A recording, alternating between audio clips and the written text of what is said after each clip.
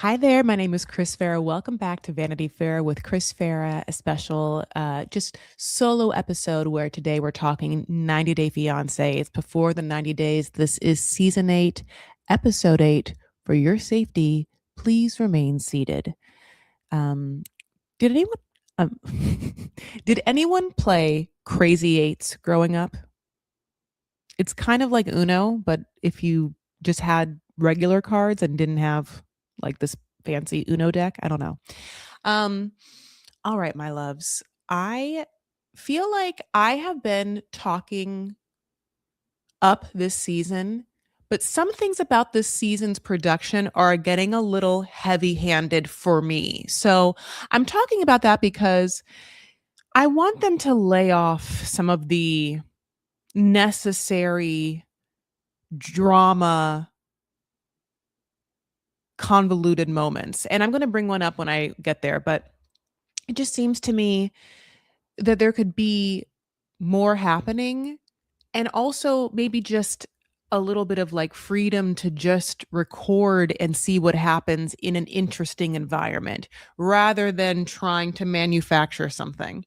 I don't know. Or at least do more research and due diligence in their story and background so that when you do plan their days, you can kind of micromanage situations and where you feel like you can have honest, real, sincere conversations about either the relationship or putting them in situations where they're tested for things might be triggers. Like, I don't know. I think that there's just better ways to do it without some of the things. Anyway, let's just get into it. So, okay, let's talk Forrest and Sheena. Now, you know, I'm trying to, I guess, make a place for myself where I'm like a friend of yours that does like more research than you when they're watching the show, but like not so much research that I can hang my hat on being any sort of like journalist or professor or like I'm kind of like your dumb stupid friend that like pretends to be smart sometimes about things. So having said that, we never know anything about reality when it comes to what I'm saying, but let me just tell you, Forrest and Sheena on Reddit and the streets are being torn apart because, and by the torn apart, I mean they're very confused. They're presenting a very confusing storyline with some drama, which is like Forrest is just seeing her parents for the first time, seeing this Airbnb for the first time, all of that. Except there are pictures, I guess, unless they're differently marked, from like 2021 or 2019, like years in which we know preceded the filming of this. So now there might be a logical explanation. Those pictures might be wrong. Again, this is where I'm like, you can't hang your hat on exactly what I'm saying. I don't know. I didn't make those pictures. I'm just telling you what I've been reading on Reddit. That's what I'm telling you. Okay. So that part, that's frustrating because even if you didn't have that information in, if we're to believe it's not true, enough of them is enough. They are enough. You know what I'm saying? Like, you didn't have to do that. So, obviously, let's get into the story. We're coming up in the fact that Forrest has seen Sheena's parents' place, and it's great, really nice, and not decrepit or falling apart or dilapidated or in needing of funds and Sheena's I say Sheena's parents, it's her dad, Steve, and her sister, her mom is somewhere else. And Forrest is like, and they're very nice.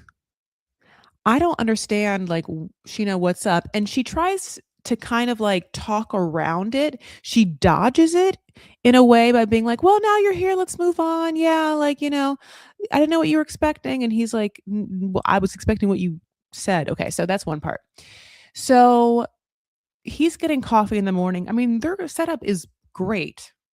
And he knows it. He does a little coffee shuffle dance that like someone who appreciates the best part of waking up isn't for me. Nespresso in your cup. Like and I don't know if it's a pour over or what he's getting, but I mean, he is shuffling there and it's a little two step. Um, Obviously, Sheena and Forrest have preceded Molly, and now Molly is coming with our favorite person in the entire world. That's Dev. And when Forrest and Sheena go to greet Molly as she drives up, they assume what I can only say is in like a defensive position. It's like football, if I knew football, where people lock arms. It's kind of like football slash Red Rover. Hmm. I don't know why I keep bringing up like old games from my youth. I'm just a sentimental gal, I guess. Red Rover, honey. Can you believe I just pulled that up?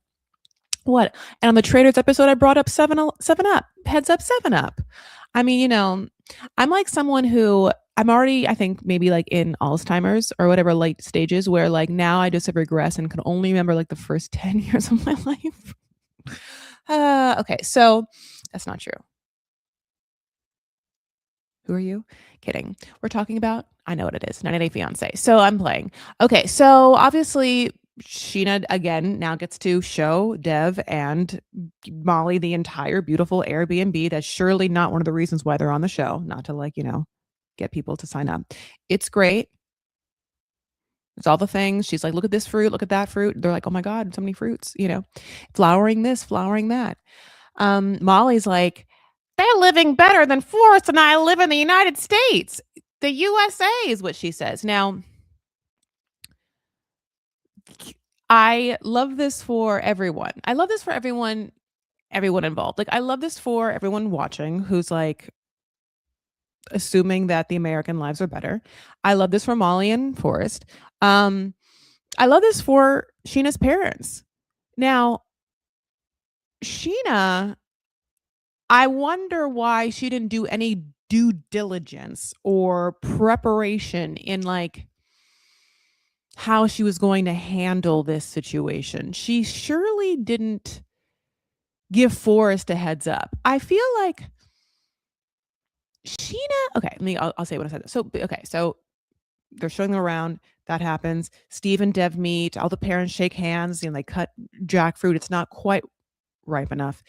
And then Sheena is going to do a bottle fight. And now, I wish Christina was here so she can give us, full on bottle fight info, which obviously, if you watch the episode, they did a good job though. So basically, it's when you see people or Filipino culture, but I don't know if it's just, I'm not quite sure that part, lays out a beautiful feast just on banana leaves, and you kind of put the food down the line so everyone has equal access to anything they want in arm's reach. And arm's reach is definitely what you would have to use your arm. You know what I'm saying? And it's family style. I love family style. It's feasty. It's very culturally. No, come on, Chris. Culture-y. Yes. Well, okay. And I will give Molly this. Like Sheena's like, and I know Molly will love it. And I love any American who appreciates any culture. So like, we talked a lot of shit about Molly. So Molly likes this. We're like, oh, good. Molly isn't going to be like, ew, I need plastic, forks. I don't know. Great. Molly is into it. Now, I mean, Molly's into it, honey. Dev can't even be paying attention to all of the drama at the table. Dev is deep in this shrimp and rice. Honey, Dev is dreaming about the burgers, the strip club burgers, or thinking that they're about to be dethroned. Dev can't even hear what's happening. And I'll tell you what's happening around Dev.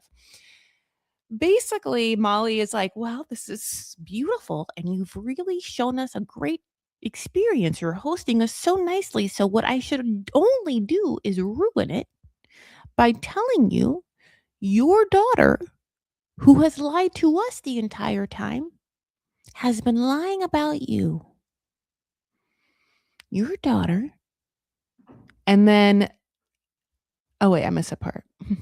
Well, that's fine. Okay. So that sorry, I missed one part. This conversation happens because they add in a Molly voiceover that you can tell when you're watching doesn't happen in real time.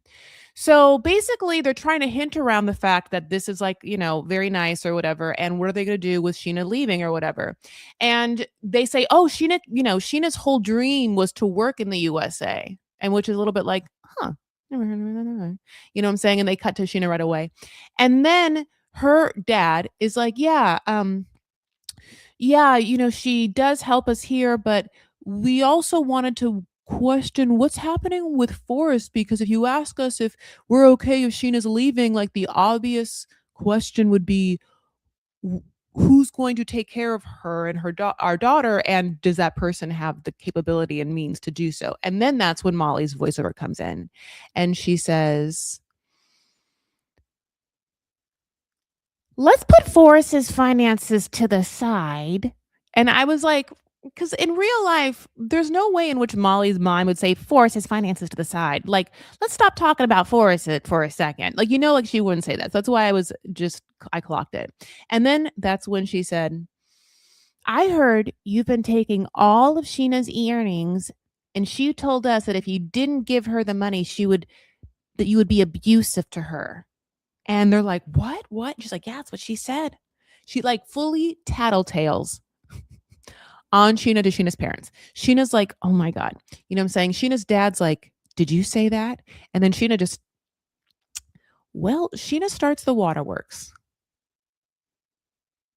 Sheena really just, she really just like, she disintegrates to a crying fit.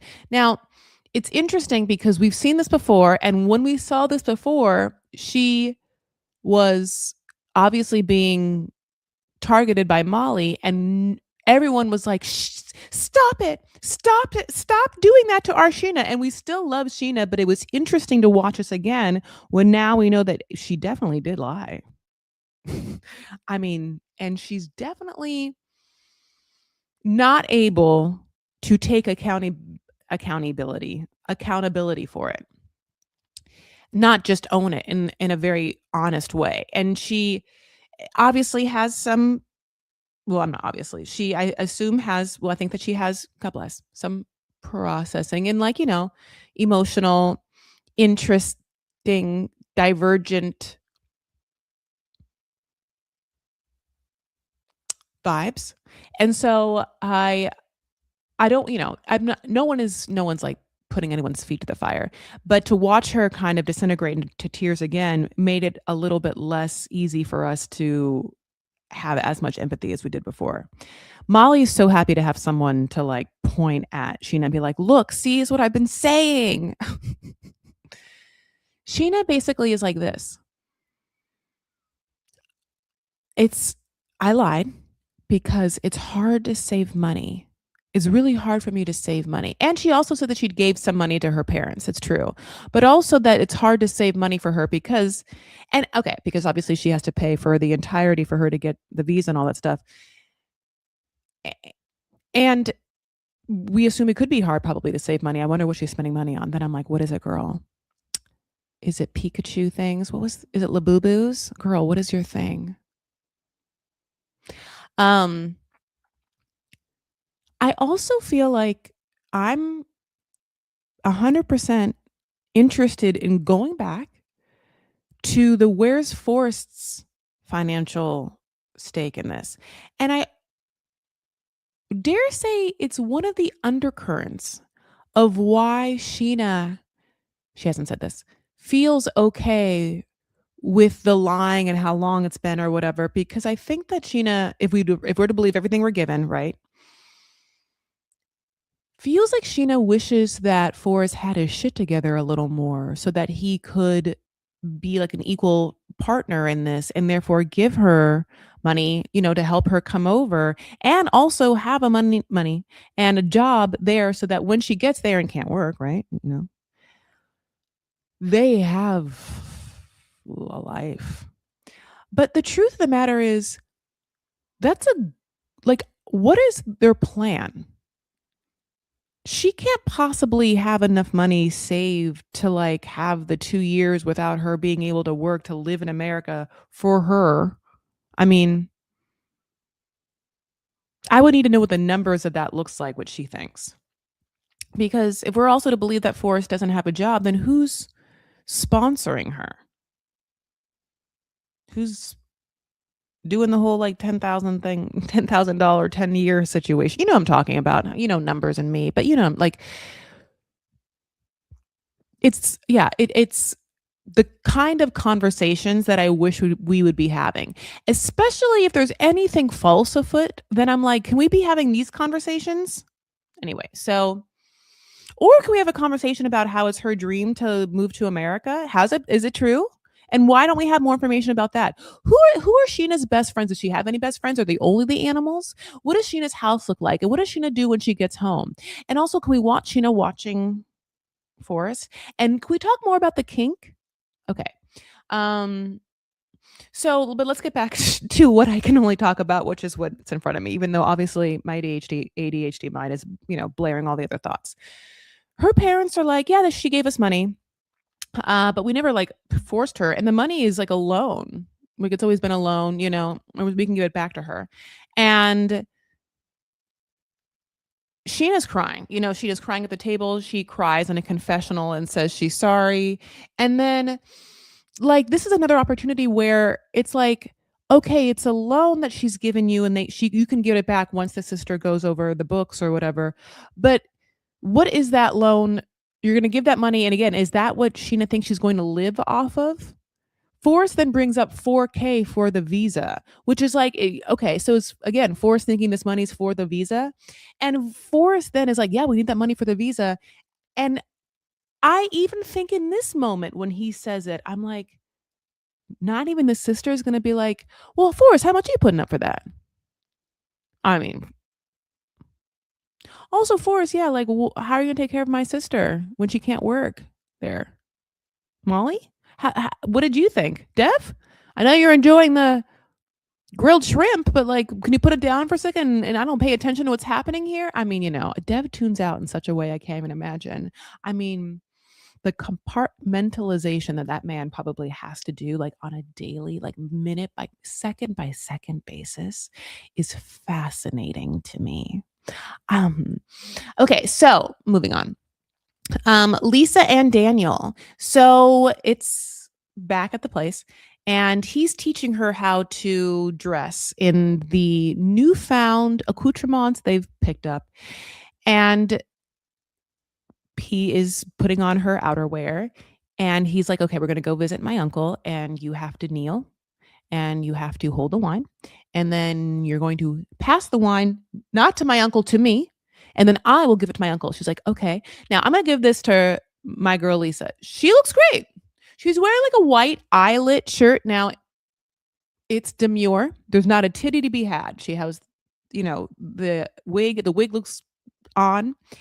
And so she's doing like a kind of like a tendrils thing, kind of like two things in the front. I think it's wispy. Now it comes time to the hair wrap. And yeah, like everyone really expected Lisa to really pick up how to do that hair wrap one and done without watching anything. That's not okay. I can see what you're doing by not nothing, but I can just feel. Yeah, just wrap it like that, wrap it like that. Yeah, I knew in that moment that it'd be crazy. I don't understand why everyone's expecting so much of Lisa. Like, I don't want to be on Lisa's side, but yeah, Danielle is expecting absolutely too much. So yeah, she's like, you have to help me. You're insane. I cannot see what was happening. And so he does. And then he's talking about it. It's like, well, yeah, why wouldn't you? You know how to do it. He's like, yeah, well, I did watch my mom do it every day of my life until she died. And we're like, sad, but boy, it'd be great to put those skills to use right now. And this one white woman who's never seen it because she didn't see it. She felt it kind of. Okay.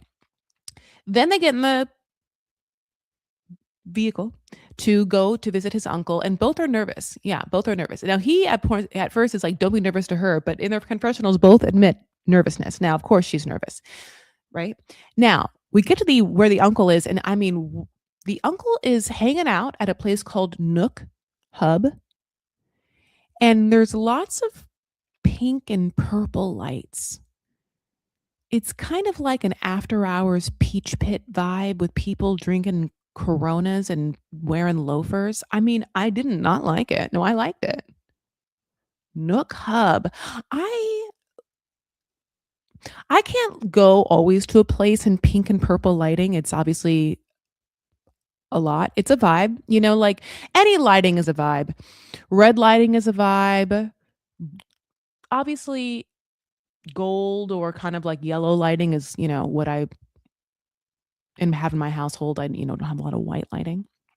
But he looks like he is the fucking mayor. He looks like he is the beer con of this place. He's like, I don't know if he owns the place or whatever, but he's always there, and there's like a kind of upper level throne style section that he's on. And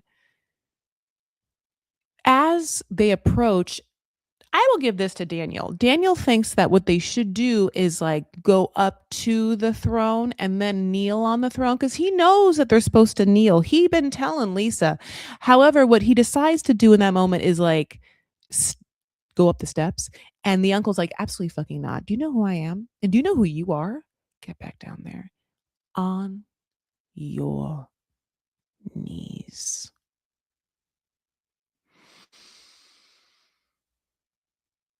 That is a Princess Bride reference.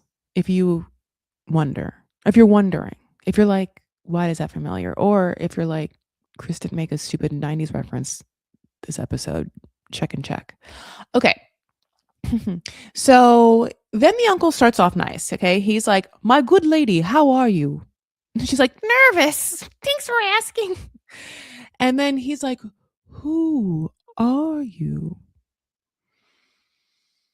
Lisa opens her mouth and she's like, well, I'm an orphan. My parents died, and then a very nice family raised me. I'm American. I'm also Irish. I'm Irish American. I'm Irish American. No, an Irish American orphan that died. Parents died in the potato famine of Idaho. She's like, like, oh my god, what is real, what's not? Because we already know that she's gonna lie or whatever. And then she says, I'm a hard worker and a Christian, and we surely know those two things are not true. So we have to assume that nothing is. We're like, Lisa's is like answers to this man is like, okay, all right. So I got really into TPing when I was like in junior high. It was because like I probably was like too old to be doing it. I was just like in seventh grade, who knows, like seventh grade or whatever. And like, but I went to Catholic school, so like I basically had nothing. I was like such a goody two shoes and Arabic Catholic, God bless. And a bushy eyebrow, who knew? So all this to say, TPing was my thing or whatever, and I got really cocky about it. Like also because my dad would help me because I think that my dad's like a little bit of like a shitster and like only had me or whatever and was just like needed to like get some like prank shit out or whatever. Men are like boys are like that, whatever. I don't know boys. Men, I don't know men. So basically, okay, back to me. All this to say, I TP'd like so many people's houses, right? Like every guy that like I cared about and all the ones I didn't, the ones that were mean to me, like, maybe or maybe not. Like I TP'd like my science teacher's house. Like I don't know why. I just like went up. I TP'd this like girl's house that was my friend, but also my friend. I mean, like I just like, I went up and down the list and people TP'd my house, like, but barely because it was like hard to, there weren't that many trees in my house. So it would have been like awkward, but like mostly they TP'd the grass, which was annoying because then like the sprinklers came on. If you have to like ever get wet TP out of, I'm saying toilet paper. I don't know why, toilet paper out of foliage, it's obviously annoying. Trees even more. Anyway, one time I told you, one time I got talked to by my by my school because I TP'd my science teacher's house, and like my dad had like a very specific car because and we lived like like not in a big city, like people knew each other. It's so stupid. So anyway, but so the way that Lisa is getting interrogated by Daniel's uncle is very like little kid, like I wouldn't TP Mrs. Bowman's house. No, I wasn't there on Friday at 10:42. No, I didn't stop by the Ralph's 20 minutes earlier, or someone saw me grabbing 7 different things of 4 by roll I don't know. You know what I'm saying? Like, I it's just obviously she's lying, and obviously she's shit scared, and obviously she's just going to open her mouth and say, a bunch of bullshit. And he's like, "Okay, I can't let you talk. I'm just gonna get right to the specifics." He's like, "Do you drink?" She's like, "Yeah, a little. Sometimes I have uh-huh, palm wine. Can't be that bad." She's also gonna be like, "This Christian, honey, I'll tell you what we do, and the American Christians, we be drinking. We drink. It's fine." Did I say Irish? Irish. I don't know. That's racist of me. But you know what I'm saying. She could just be like, "I'm Irish Catholic, so we drink, we like are in we're that's part of it." Okay, so he's like, "Do you smoke?" And she says no. And we're like, "Lisa," because we've seen her just, take down a vape pen. But then that's what I'm saying. Like, I think that she's like, "This bitch said smoke. I'm not smoking. I'm vaping. Yeah, I vape." He didn't say vape. Smoke. We all know what smoke means. Burning. You incinerate something and then you suck the incinerated flame thing into your mouth and you hold it. I mean, yeah, I know what smoking is. Yeah. Also, no, I'm gonna lie about everything. So yeah. And then he says, "Are you or were you a lesbian?" And then she's like, "One time it was a fling. It was a one-time fling. It was a one-time only, one-time fling. It was a lug, one night only." I don't tell you, I was just at a sapphic bar and I was just overcome with uh drunkenness, and I fell on top of a person who was a woman. I didn't know who and somehow, like suddenly we were in a scissoring. I'm sorry, did I say that out loud, Uncle? I didn't mean scissoring. I meant you're like, "Oh my god, shut up." She's hilarious about it, but at the same time, we're on Lisa's side. Like, this is wild for her to have to deal with. She, of course, should just be like, "Yeah,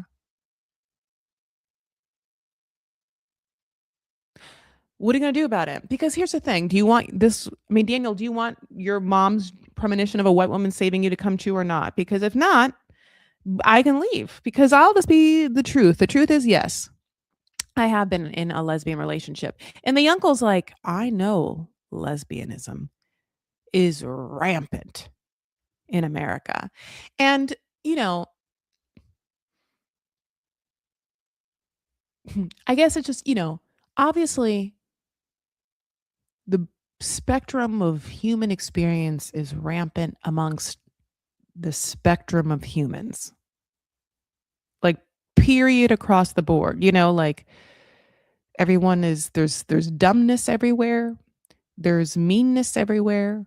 There's kindness everywhere. There's like intelligence everywhere and all the different kinds of intelligence. Like in every land, every culture, like, every person and people have like, they're like genius music people and they're like genius writers. You know what I'm saying? And the storytellers and the way in the, like there's all the ways in which humanity excels, and certain cultures certainly have like a propensity to have like celebrated either art forms or skills or, whatnot.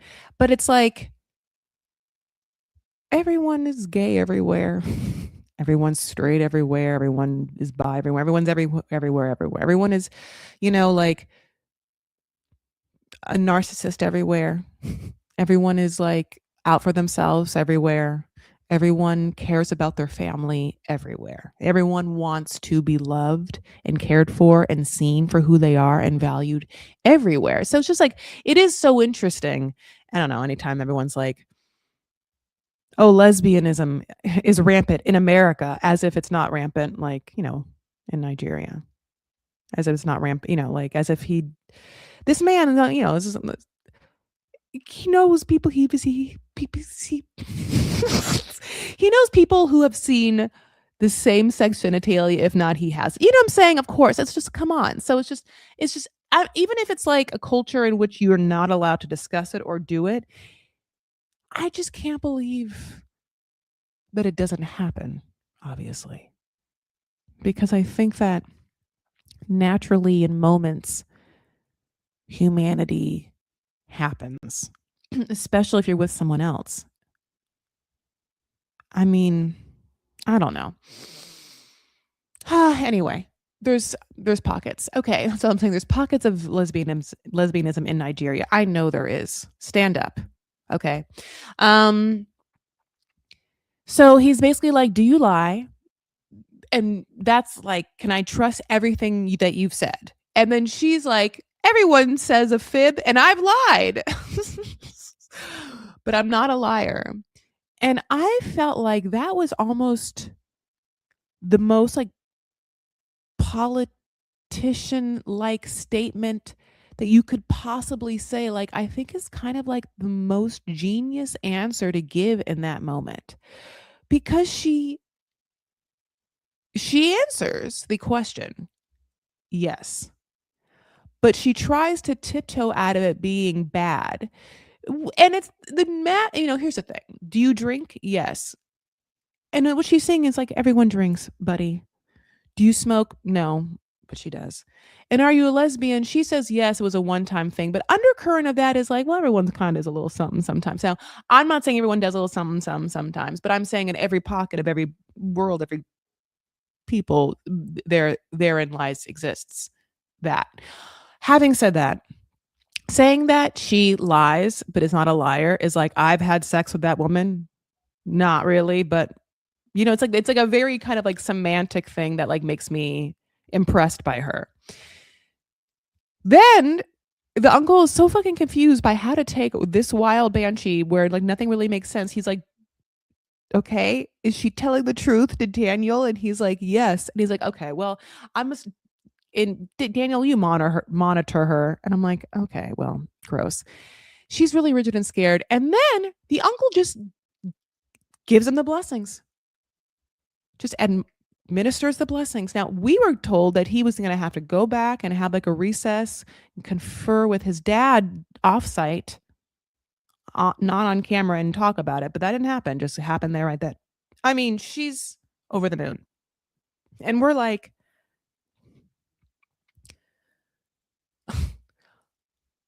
I don't know what we're like. We're like, oh my God, I can't believe I'm watching this train wreck. Is what we're like. I can't believe I have like a front row seat to this Amtrak train wreck. And also, how did I get this? What a weird gladiator style thing I'm taking part of. Is this right for me? And I mean, then you like pause it, you look at your phone and you forget that happened. And then you're like, oh, I'm going to unpause and watch this again. And then, that thought was never there. So Javon and Annalyn. So they're back at the resort. It's been a couple days and she makes her side of the bed and puts her stuffy down. And she sees that. And she's upset because he criticized her when she was being cute. Like she wants to be like, this is our honeymoon and I'm trying to have fun. Now she's upset and now he's trying to be cute and they're like, "Well, can we just drop it and like, do the damn thing?" And the way that they drop it is so immediate that I'm like, "Oh, that seems a little much." It does feel like the producers are like, "Okay, you guys are gonna start off upset, and the way you're gonna get over it, just be like, can we just have some fun?" And then you're gonna have some fun, and then you're gonna go do the kayak and ocean bike thing, and then have huge coconut drinks, and then have you know another oh shit moment, and then you know this like real fun dessert. We'll talk about it later. So that is what happens, right? The ocean biking is too small for him. The coconut drinks do look fun. He's going to go meet her mom. We know that the mom is the best friend and has the shop right side by side to her. And Anna Lynn's like, before that happens though, you promised me that you would not talk to that dumb biddy anymore. And he's like, yeah, yeah. No, I says, yeah, that's what I said. And she's like, well, did you? And he's like, yeah. And he's like, well, then you would be okay with giving me your phone and letting me check. So then he gives the phone, and this is supposed to be like a oh no kind of moment, like there's a commercial break or like, oh my God, where it's like, what is he gonna find? And they give us like, close-ups of faces, and we get real sharp to where it's like, and it's just like cute pictures of his dog. Annie has 2 tattoos that are questionable, one on the on her back and one on her arm. I don't know, the one on her arm almost looks fake, like it's fading. I'm not quite sure. Um, Now, this is when Javon says something absolutely horrible. He says, "Women only act right when you could cheat. Paranoia is good," says the podcast host I listen to. Okay. I guess my question is, okay, well then eh, are you supposed to be paranoid of her too? Like is is the thing that you should be aware that your partner is attractive enough to pull whatever someone like it. I don't understand how it could only be the man. Like because if we're supposed to believe like, a man's like women only act right when, they think that you could cheat. So then they like, treat you like a king or whatever. Let's just say that is that it. I don't understand why then conversely you wouldn't think, "Oh, a woman that couldn't ever cheat on me because no man would ever wanna be with her would still be attractive to me," like, if whether that's the same. It's real fucked up psychology shit, and I mean, I don't know. I think the answer I mean, I don't know what the answer is. I think that honestly, everyone has to find their own way in a relationship and what works for them, and maybe there is this kind of, like, passionate push-pull of this, but I think it would only work if you both think that you both could cheat. I mean, cheat is a bad thing. It's like if you think that you both could, immediately go and get another partner because you're both so attractive. I think that it's nice to know that you're with an attractive person who's choosing you, and would you be, like, thankful and would you appreciate them because you both show up and choose each other every day is kind of nice. But surely what's, like, important is, like, the communication and trust, and paranoia just seems like a fucking big ass word to use. Paranoia is just, like, not being able to be happy or joyful, like, undue anxiety and unease. And I don't understand why if we're, like, talking about, like, masculinity podcasts, why they're not telling men to, like, lean back on that stable and secure shit. I would assume I don't know, as a female, don't listen to me, that it would be nice for a man in this situation to make a female feel secure and safe, like he has her back and he's reliable, like he is consistently cares about her and their relationship and, like, doesn't wanna jeopardize that. At the same time, it's like he's thinking that she's not acting right for a reason that isn't him, but she's not acting right because he's not acting right. And if he acted, like I said, in a way that made her feel safe and secure, that he cares about her and he like cares about how she feels about the relationship, I think that she would quote unquote act right. I- right? Okay. Ugh. So basically, they go, to a Halo bar dinner, and, they're dressed up and they look super cute. They're kind of in resort wear finest. It's very like, cruise line. It's flowers, they look cute. And I really like her dress. Her shoe breaks, and she's tiny, and she's like, "Well, it'd be nice if you could pick me up because, by the way, it's, like, really annoying to walk with a broken sandal." Like, that's happened to most people that have wear sandals, and it's devastating because you would then have to, like, hold it with your 2 toes and walk. It's just horrible. He doesn't wanna pick her up.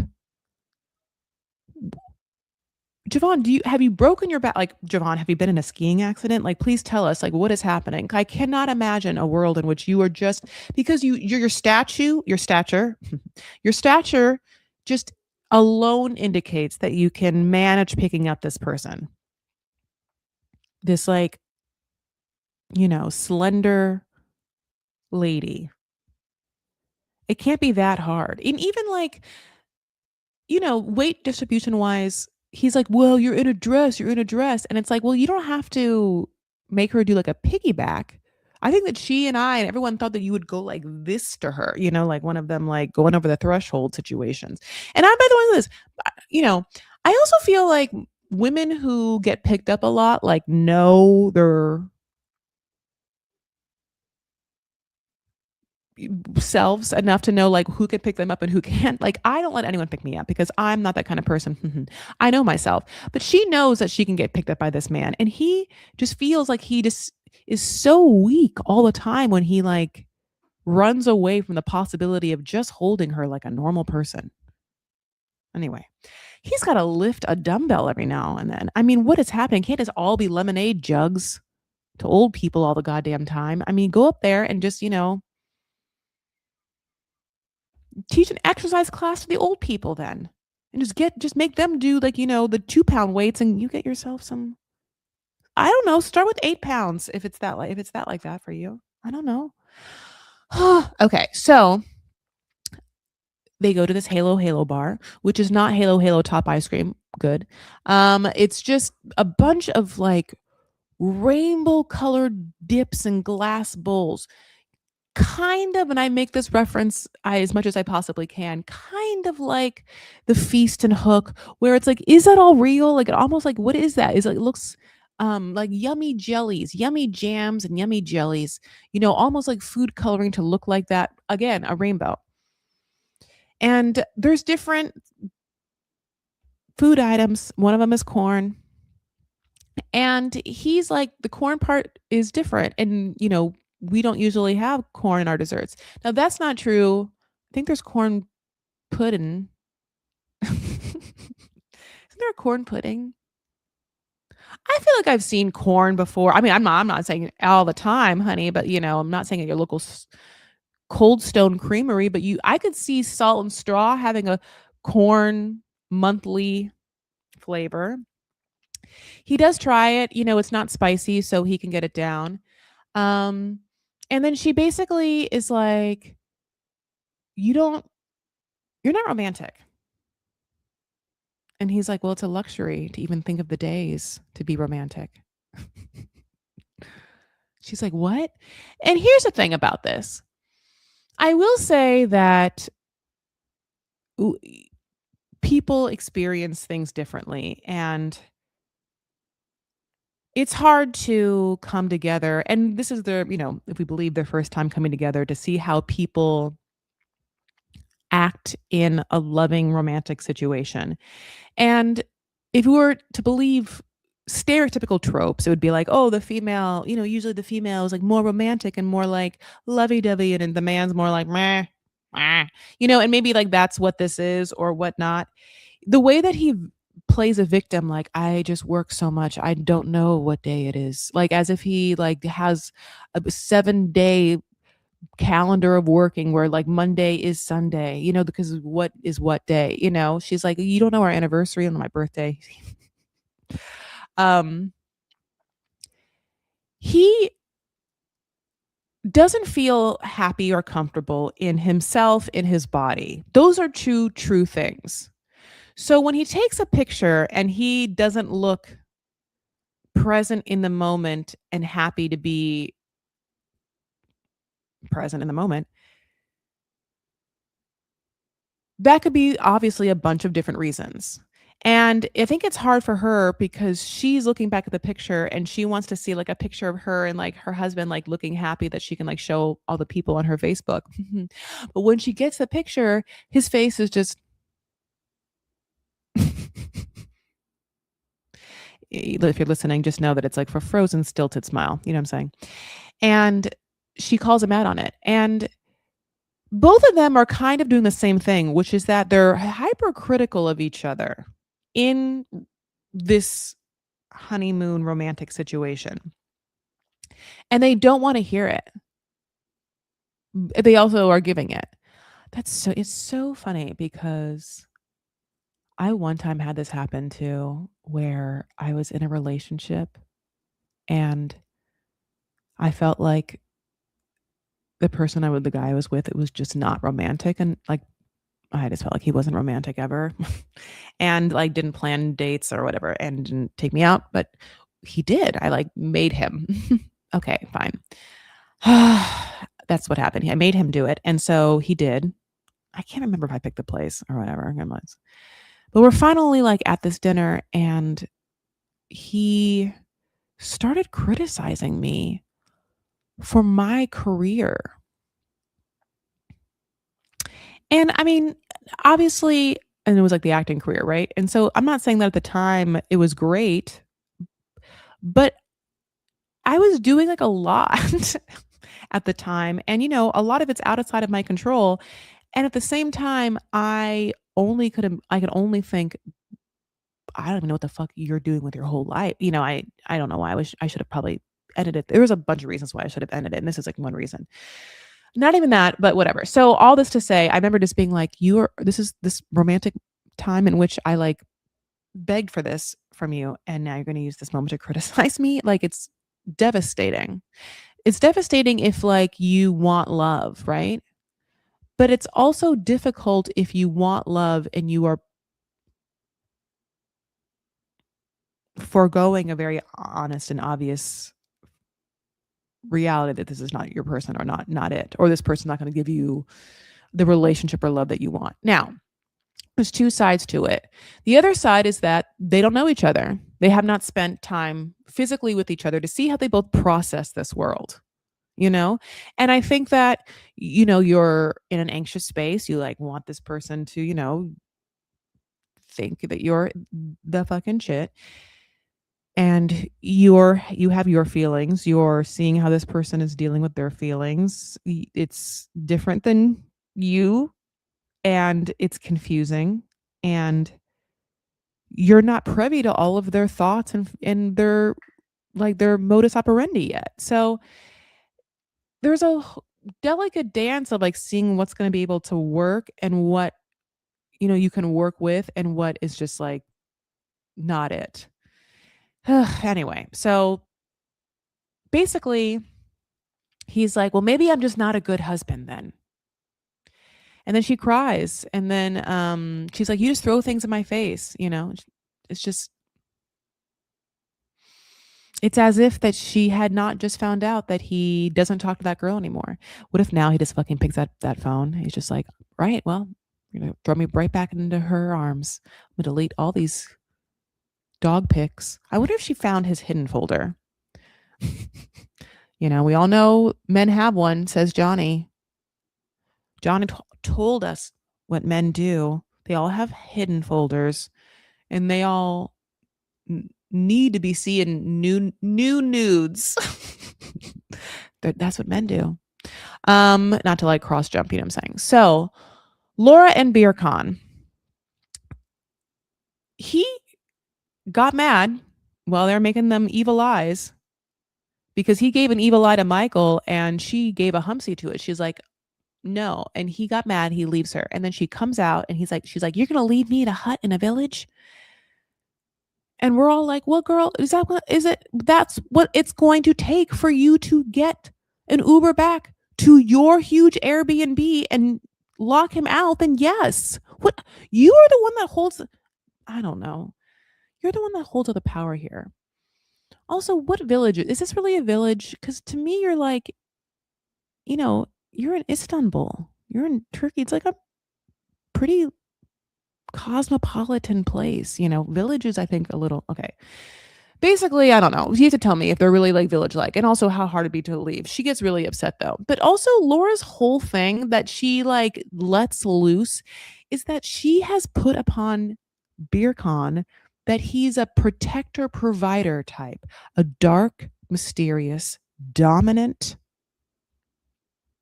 hot, sexy, alpha male, angry, aggressive when he has to be like that.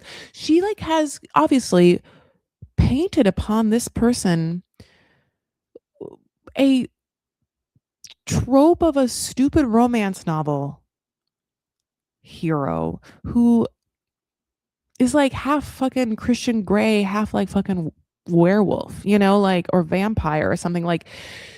So when she says you are going to leave me in a hut in a village, it's because she's like, how are you going to leave me unprotected? And it's like, because this man is not a protector. That's why. Anyway. Okay. So she's like, well, I don't really know how you're going to leave me with these evil eye beads and we have to go meet your friend Mimo and Tuba. And I'm like, oh my God, I love that we get to meet Mimo and Tuba. He's like, well, I want you to, like, not be friends with Michael. And she's upset. She thinks that he has the like huge balls to have secrets and be controlling about Michael when he's like obviously not telling her the truth about fucking the debt. And he's like, well, men know men, he says. Just how Johnny knows how men knows men. I know how men know men, which is men want sex. They don't care about anything else. If they're looking at a woman, it's sex. And if he looks at you, it's sex. And if he wants to hang out with you, it's sex. He can't possibly be your friend or think that you're funny or smart. Now, here's the thing. Does Michael want sex from Laura? Yes. Sure. Yes. Why? Well, how do I say that? Because we have eyes. And also, like, he did that whole thing, about how he can't really connect because he's so scared. He's so vulnerable because of his birth defect, even though she's basically staring at him in the face and the nose and being like, I'm okay with all of it. Please, dear God, just can you just be hot for me? And by be hot, just be a little toxically masculine for me. Like, if Laura could just get Michael to man up, be like, you're my lady. I know you want me. And so we're past that. And I know that you like a little bit of, well, however amount of like toxic masculinity. And I'll dial it up like cosplaying to make my lady happy. But underneath it, you know that I'm a little teddy bear with like feelings. Well, like insecurities and feelings, whatever. Like, if that's their thing, that's their thing. I mean, that's what I'm saying that's what she wants. And I'm saying if he wants to be with her, God bless. Men knows men, he says. So then they go to a coffee shop. Honey, it's called 1453 Ottoman, which is the year of the fall of Constantinople to Istanbul. That is what happened, honey. You know it. Constantine, honey. Byzantine. See, I tell you, I'm like your smart, dumb friend, If you saw 1453 Ottoman, you're like, I wonder what that means. Or maybe you'd even see the name of the coffee shop at all. I'll tell you exactly. Yeah. That's their claim to fame. I mean, I want to see it too. I want to go to the bazaars and I want to like smell all the spices. Absolutely. And I want a glass lamp. But the funny thing about the glass lamps is just like, how do people travel with them? I mean, I think I've already said this already, but like, do you ship them? And do they ship them in, I mean, infinity bubble wrap? Like, I can't even say it. Infinite bubble wrap? Okay. So he is a regular at 1453, honey. He has a usual table. And then his friends, Mimo and Tuba, come. They're both like they're very young looking. One's like red haired. They both are like baby nerds. They look like nerds and they are so young looking to me. And it's so interesting because I'm younger than Laura. And I was looking at these two friends and I was like, if I was dating someone, and I knew that person was younger than me, but let's just say I was dating someone who, okay, how some younger people like look older? Whatever, some younger people look older, like, okay. And let's just say in this situation, this is horrible because it's okay.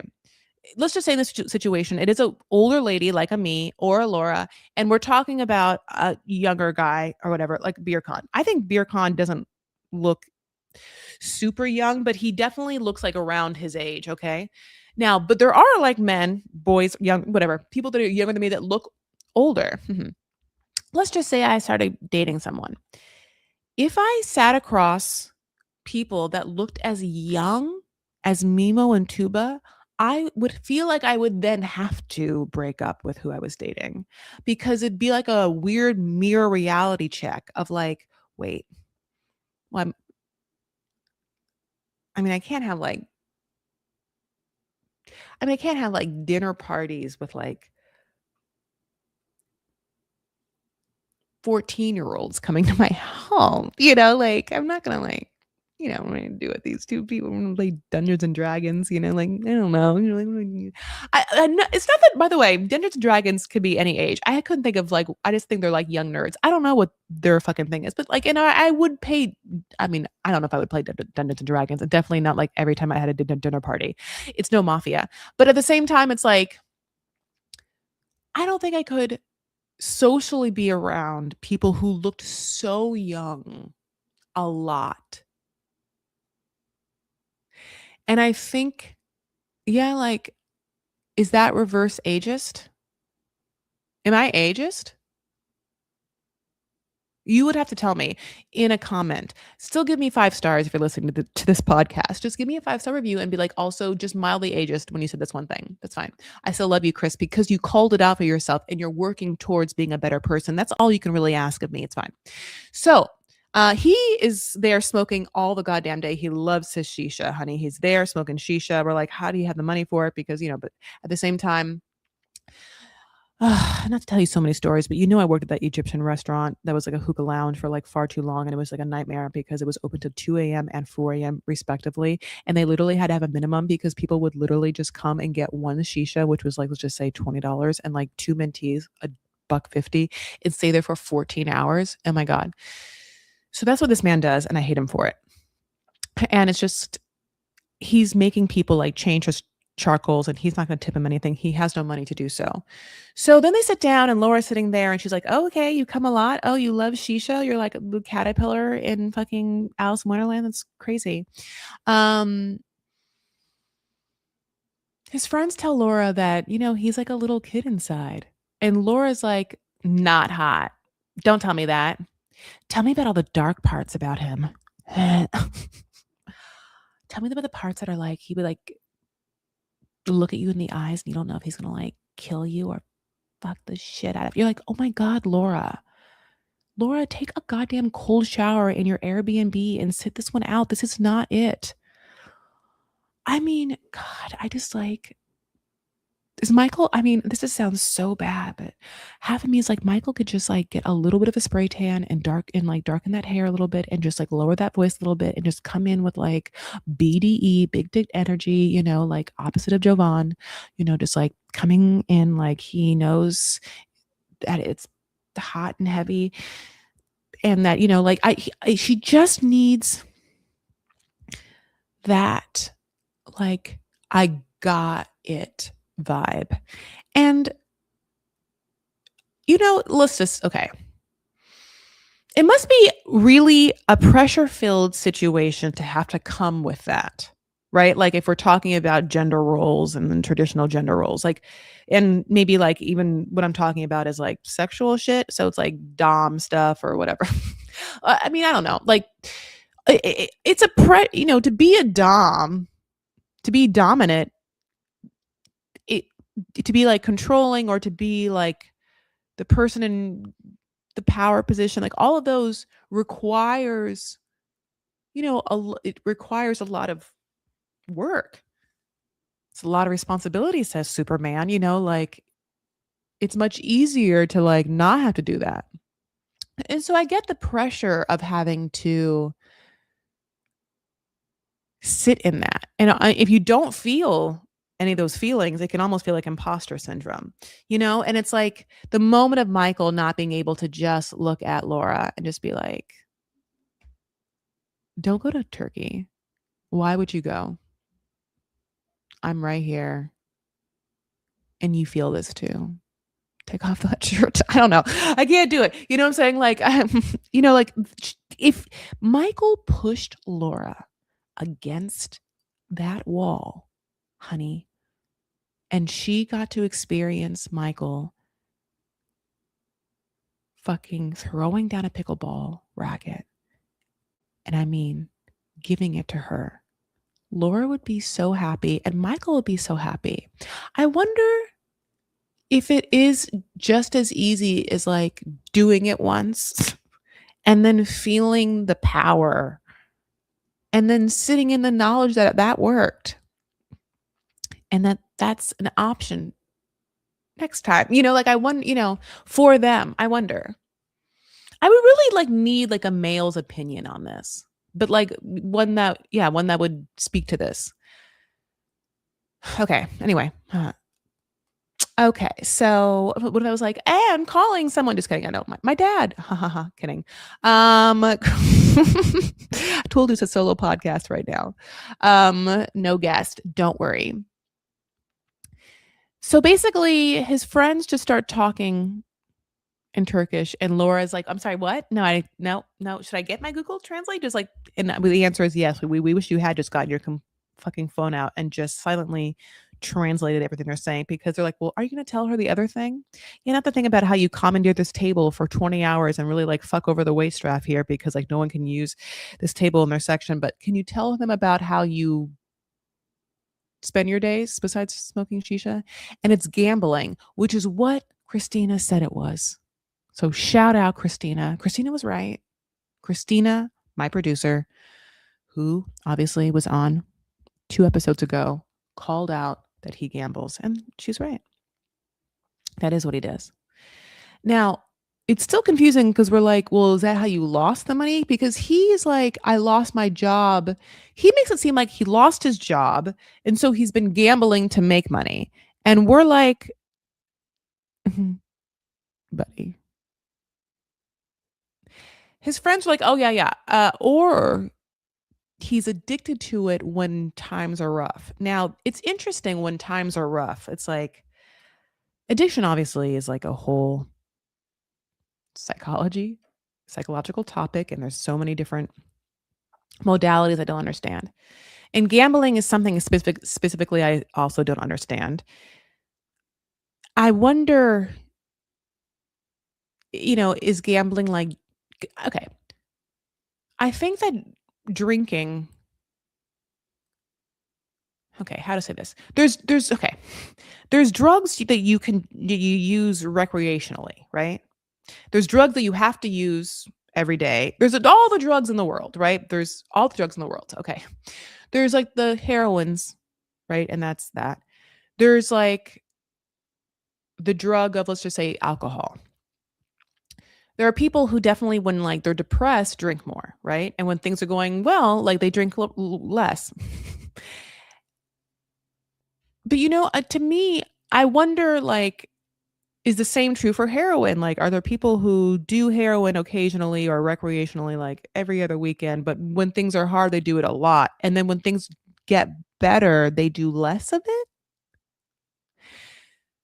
Is gambling like that? Like, I'm assuming that once you like to gamble, you want to gamble, and when things are going good, you'd want to celebrate by gambling, or the gambling would be still be there. Like, there's okay, because even going back to alcoholism, there's definitely alcoholics that like want to drink regardless. Like if things are bad, they want to drink. If things are good, celebrate by drinking, like, right? So it was just interesting. And or is that like the caveat the friends were saying, like, oh, he is completely obsessed and does gambling every day when he's in a low place, when they should be like, well, we've only known him for the low place, which is the last 3 years. Like we said, we've known him 3 years. So all the 3 years we've been knowing him, it's been in this low place of gambling all day, every day at this Ottoman coffee house, smoking who knows what. Like we don't know the follow-up questions of like, did he gamble into debt? And does he think he's going to gamble out of debt? Because he's not, like you don't gamble out of debt. Like if you gambled into debt, like you don't gamble out of debt. It's difficult when people say that they're professional gamblers, because the truth of the matter is the stock market is a gamble. Like if you have all the stocks and you put money in stocks every day, that's your job. It's kind of like gambling, right? But it's just like high level. It's like the highest level gambling. And hopefully you are financially sound person and if not licensed or whatnot. But I don't know. There's people that do day traders. You can do whatever with your own money. Obviously, you can do crypto with your own money. That's fucking gambling. All of it's gambling. All that like money and investing is gambling. Gambling is gambling with slot machines. But like there's just obviously better risk and reward infrastructures, and it's difficult because there's like online gambling now, and even like the gambling of buying and selling collectibles and like different like cards and stuff like that, like sports cards and all that stuff. We don't know. I wonder what he actually gambles. Is it blackjack? So she knows they're talking not in English, and I don't know why she hasn't left like 1 billion times. Like, and I also can't imagine why the producers haven't been like, Laura, we have to find a time for you to have a secret conversation with Michael. Like, if we know that he loves this coffee shop, maybe like the next scene is like him being like, well, now that you know where I like to go hang out, I'm gonna go hang out there for 3 hours because I like to have my alone time. We've already established that. And then she can have like a FaceTime with Michael and be like, and then by this point, what would be great is if Michael somehow had done like a bunch of detective work and like found out a bunch of like secret shit and then told her. Or if Michael did like, what if Michael like, I don't know, started to read all her fantasy novels and try to, like I said, adopt a persona that Laura found sexy. We need to know what Michael wants and needs. And I'm like hoping that the big twist and reveal is like waiting to see what happens with them, because because the fact that we haven't seen him is like confusing for no payoff. So I'm assuming, just as like a writer or a storyteller, that it's going to come back in a great big great way for us. Honey, like maybe he just flies out there. If he flew out there when she was upset at him and then he just showed up and maybe it was raining and she was like, Michael, and he would just looked at her brooding but like stoic, and she knew why he was there. And then maybe something fucking great happened. Like maybe like Beercon like ran up to Michael and was gonna like try, I don't know, give him like a 1-2. And then Michael just put up like one hand and then just like barely touched Beercon, but he fucking falls over. You know what I'm saying?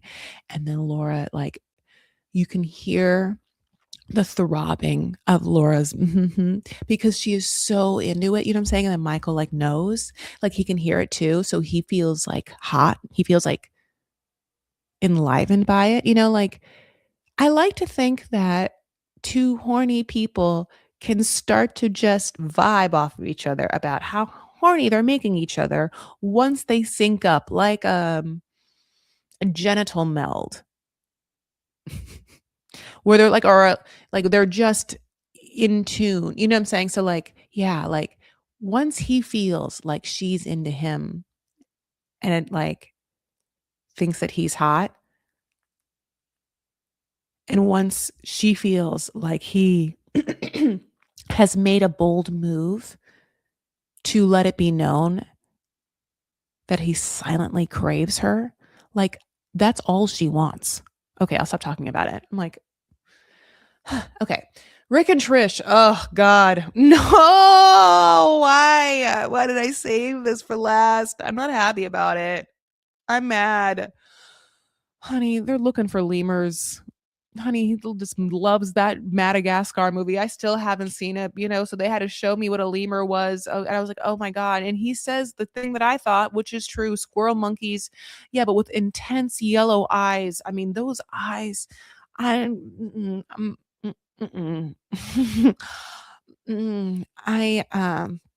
They look like they're going to claw your eyes out. Like they look like they can't wait to like jump on you and just eat your face. Like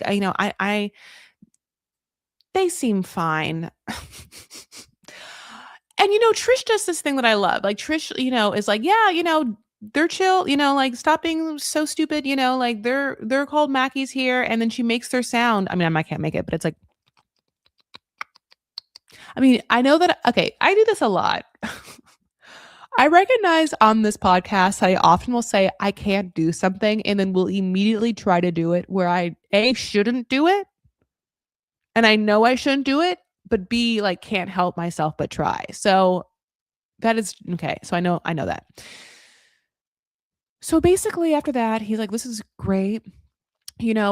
Speaking of that Madagascar movie, you know why I watched it so many times? Because of the kids. I love my kids, love those sons of mine. Can't wait to see them sons, especially those 2 younger ones, that make me tired all the time. I can't wait for you to be their stepmom and bring a stepmom home. Yep. You, me, just the 4 of us. Just the 4 of us. We can make it if you say so. She's like, "Oh, okay. Well, that's a very fucking bold way of saying there's a cap on this fucking party size. I don't want to just raise your kids." Now, there's nothing wrong with raising other people's kids. But for Trish, she has made it very obvious that she has a lot of love in her heart. And she also has been called to be a mom. Remember, she's like a whole ass doula. It's like she knows about them having kids. Like this, she knows what she wants. You know what I'm saying? Like, she wants to have kids. And he says he's not in the position to have another. And she's like, "Well, then why are you here? If you're not in a position to have another kid, then I doubt very much you're in a position to have a whole adult, like to take care of me, to be your wife. Like I can't, work when I get there." She's like, "If you mean like physically, I'll do it. I'm gonna take care of it. I took care of my bro and sis. I'm a doula. Like I know how to take care of a baby, and you can just be an old man, fuddy duddy somewhere." And then he doesn't want to have another child. And so he says he can't answer that right now. He refuses to answer to her, although we know the answer, which is that he does not want to have a kid. He's lying to her. He has an answer. It's no. But he just wants to keep hitting that fountain, taking a drink from that fountain. You know what I'm saying? Squirter. Then they have a fish picnic. Okay. And a fire. It's fresh seafood picnic with a fire. Um, Now she does a squat on the beach, and she tells him what her family life is like in the village, and he is like, "The squat is too much. Is there a chair?" Now they're on a whole ass beach, and so that's the stupidest thing I've ever heard in my whole life. It's you know what it is? It is interesting. Listen, it's interesting for someone to have the desire to look fit, but not have like the strength or endurance or agility or like flexibility. What are all those muscles for if you can't like use them? A squat's a squat. I mean, like, Okay. So basically she's like, "Yeah, I don't know what world you live in, but my family is going to want you to be a good match for me. And they expect me to have kids. They want grandkids." And it's like Rick never heard of that. And then Rick's like, "Okay, yeah, how old's your dad?" She's like, "Younger than you." My dad's 50. And he's like, "Well, does your dad know how old I am?" She's like, "Nope. No, buddy, that's on you. This is all you're doing. You're your age for your own reasons. I didn't make you your age. I don't gotta tell him shit. I've been too fucking busy, like, dealing with your bullshit about my motorcycle, my ex. Also, I don't need to tell my parents, like, if you're anything about you until I know if you will do something basic like father the kids I wanna have in my life.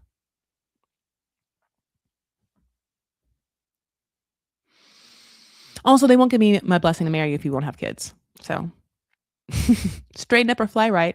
You know, I mean, here's the thing. He, he wants what he wants, which is a young, hot person that he just loves having sex with and just gets as wet as possible to come take care of him, take care of his kids,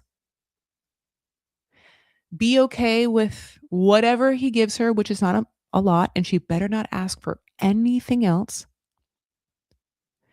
If she looks or even has someone else look at her in a way that feels like they want each other, he will book a flight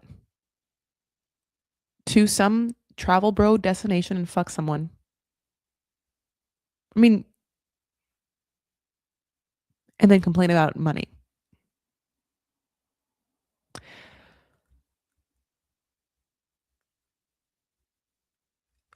Oh, yeah. I can't. I'm like, sorry. You know what it is? It is that I. It is a, obviously he grosses me out, and I don't want to be too negative. But how do you deal? How do you deal with how gross he is? How do you deal with like what's happening? I need her to get out. You know, like I need her. I don't know if she. I don't know if she just thinks that this man is going to save her, and that he's like hot enough to promise some sort of like fantasy life in America and whatnot. But he is so selfish in the way that he views relationships. And what he wants is so far outside of what would work for him, just purely based on what he thinks he deserves or what looks good, that it's repulsive. And the interesting thing is, like, we've seen this before, you know? Um, it's the dudes are always in these situations are wildly ignorant to how they're coming off. They always feel like they're just trying to see fight the good fight of finding love. Just so happens to be with a much younger, much more beautiful young piece of, lady, that should be happy to be with me as an older American man that, sometimes pays for things and don't want to have kids with them, even though they've told me they want kids. Like it's just always so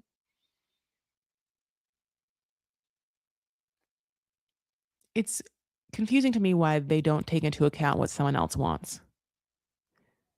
Unless they think the only thing this person could possibly want is just to make it to America and they should be happy with anything else.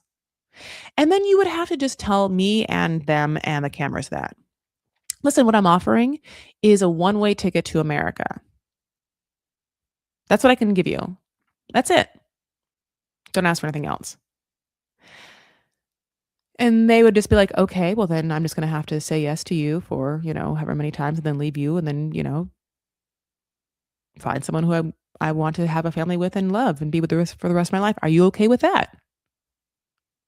Yeah, if you want me to, I mean, I don't know. It's like, it's interesting.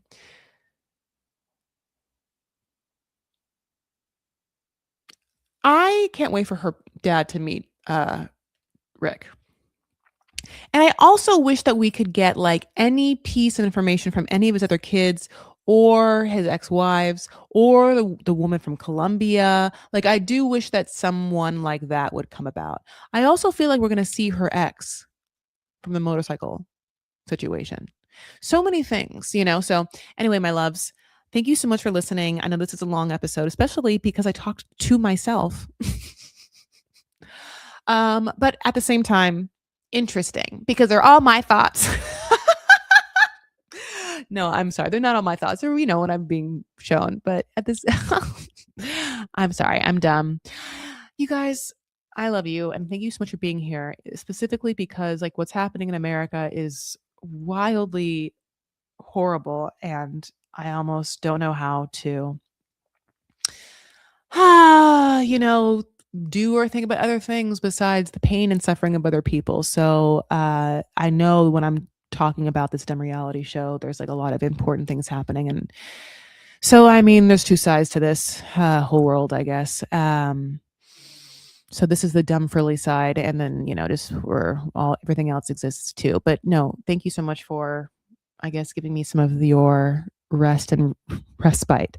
All right, my loves, let's breathe together and go on our ways. But first, follow me and give me 5 stars. Okay, give me 5 stars wherever you listen to podcasts and a helpful review. I surely need them. Tell me whatever you think, most of the good things, and also follow me at Chris L. Farah on Instagram, on TikTok. Chris Farah on Patreon, where I put up the visuals before anyone else, at least 24 hours of Vanity Farah's episodes. I also have a Substack and Facebook, Chris Farah. Vanity Farah is the private group on Facebook. All of that exists. Then, and finally, 2 breaths and we're out. All right, baby boos.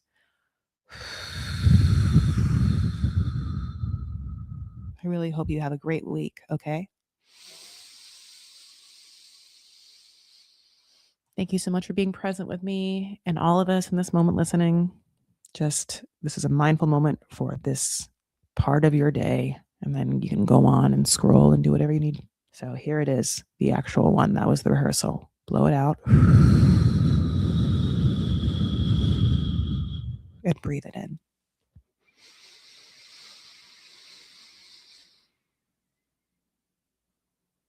Ah, that's nice. All right, my babes. Take care of yourselves and one another. Stand up for what you believe and make art. And I'll talk to you later. Bye.